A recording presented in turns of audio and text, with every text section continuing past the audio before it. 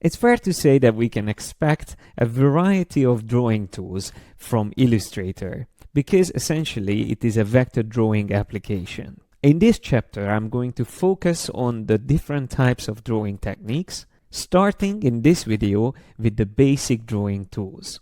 One of the most essential and most simple drawing tool is the pencil tool.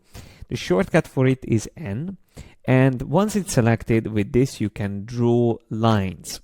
By default, this tool will only use a black outline, so the stroke is set to 1 point and black color, and there won't be any fill whenever you draw with this tool.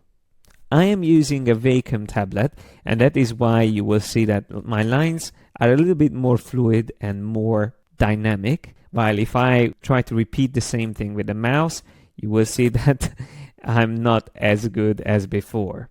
Now, luckily, Illustrator offers a lot of different ways of improving your line work, even if you are using a mouse. So when it comes to freehand drawing, the pencil tool is one of the most useful tools that you can work with, especially because it has a couple of features that comes in very handy while drawing.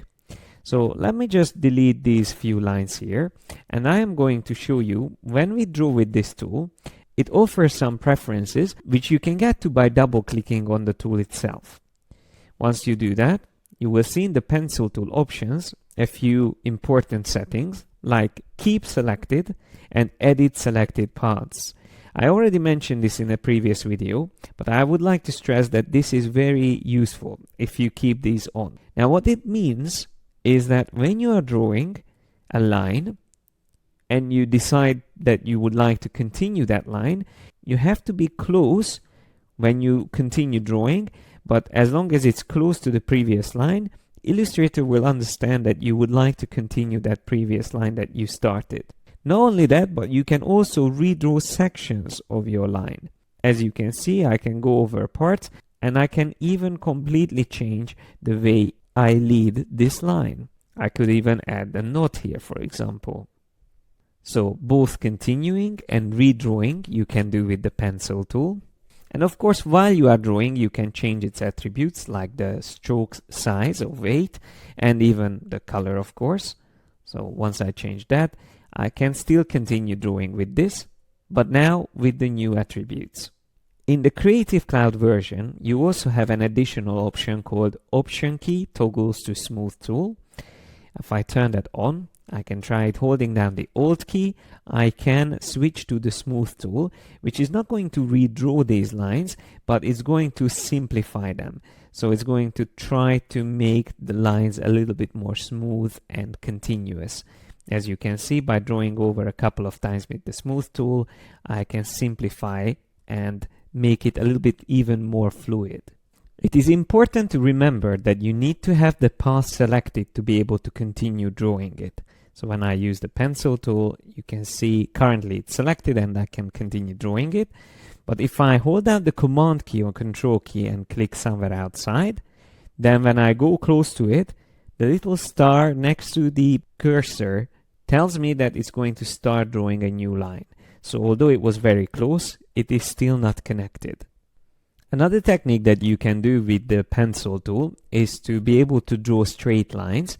So I'm drawing freely, but if I hold down the Alt or Option key, I can start drawing straight line segments. Now it's important that don't let go the mouse or the pen while you are doing that. If you want to create a straight line segment, let the Alt or Option key go, and then you can continue drawing again freely. Once again, holding down the Alt, I can have a straight line segment. And then when I let the Alt or Option key go, I can continue again drawing. So this is how you can temporarily switch to straight line segment drawing mode with the pencil tool. When we go back to options, we can also see a fidelity slider, which can be set to accurate or smooth. Notice that I had it in the middle, so I like to keep it there, but let me just show you what does it mean. When it's set to accurate, when I draw, it's going to follow my line as close as possible. If I do something very similar to this, but setting it to smooth, when I draw something similar, you can see it's much smoother. So it's not going to follow my line as closely, Instead, it's going to try to smooth my lines out. As I said, I prefer to keep this slider in the middle. And I also like to use this option most of the time called close paths when ends are within. And I normally type in 10 pixels for this. So that means I don't even have to worry about closing my paths because it will automatically do it for me. So when I get close to the beginning point, it's going to close it up for me. Now let me just make some space here on the right. So let's try this again.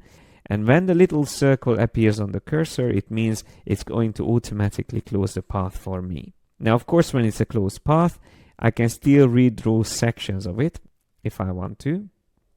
And I can still hold down the Alt key to smooth the lines out. So as you can see, we could create a nice, almost elliptical shape very quickly. Another interesting technique that you can use to make your drawings a little bit nicer is the simplify option. So it's almost like using the smooth tool, but it's more controlled from a general setting. It's under the object menu, path, simplify, where the feature is. Once you click on this, it's going to give you an option how you want to simplify this shape. So we can preview it. And we can see with the curve precision increased, it's going to be closer to the original, or when it's decreased, it's going to be much further away from the original shape. We can even show the original shape together. So that was before, and this is after. And I can also see that it originally had 11 points. Now it has 5 points. And these are called anchor points. So while you are drawing, Illustrator automatically generates these anchor points, which are providing the structure for your paths. Interestingly enough, you can also turn them into straight lines. So the simplify feature can convert curved lines into straight lines as well. That's very useful to remember. We'll come back to this later as well. But for now, I'm just going to click OK. And let's just try this on a more complex path. So I'm intentionally going to draw something much more complex, like that. And now if I go back to Object, Path, Simplify, it's worth assigning a custom shortcut to this if you use it often. But now that I selected it, I can see, if I turn off the straight lines, from 44 points, I can actually get down to 13 points. And I can turn off the show original and maybe just turn the preview on and off just to see before and after how it's simplifying my path. And once again, I could even turn them all into straight lines, but I'm going to keep it curved for now and I will click OK. And this is all you really need to know about the pencil tool. But in this video, I would like to also introduce another tool which is very similar to this, and that is the paintbrush tool. The shortcut for that is B, and it's quite convenient that the shortcuts are next to each other on the keyboard. So N is for the pencil, B is for the brush tool. And this paintbrush, when I start drawing with it, will look almost exactly the same and work exactly the same as the pencil tool, with one major difference. This is actually, by default, is using a calligraphic brush instead of a basic brush. And what that means is that you can actually see a live feedback while you are drawing, while with the pencil tool, when I switch back to it, you only see a path, and then it's going to generate the line along that path once you let go. Of course, with the brush tool, you can also make changes to the settings. If I double click on it, like using the keep selected option and the edit selected paths options, we can continue drawing currently selected paths.